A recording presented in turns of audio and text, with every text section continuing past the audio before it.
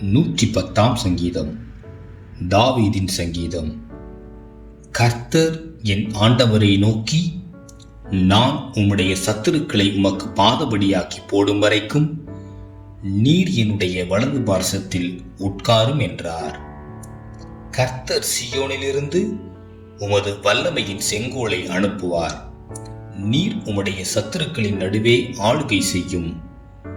உமது பராக்கிரமத்தின் நாளிலே உம்முடைய ஜனங்கள் மனப்பூர்வமும் பரிசுத்த அலங்காரமும் உள்ளவர்களாயிருப்பார்கள். விடியற் காலத்து கற்பத்தில் பிறக்கும் பனிக்கு சமானமாய் உம்முடைய யவ்வன ஜனம் உமக்கு பிறக்கும். நீர் மெல்கிசேதேக்கின் முறைமையின்படி என்றென்றைக்கும் ஆசாரியராயிருக்கிறீர் என்று கர்த்தர் ஆணையிட்டார். மனம் மாறாமலும் இருப்பார்.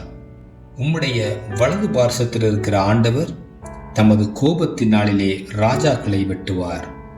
அவர் ஜாதிகளுக்குள் நியாயம் தீர்ப்பார். எல்லா இடங்களையும் பிரேதங்களால் நிரப்புவார்.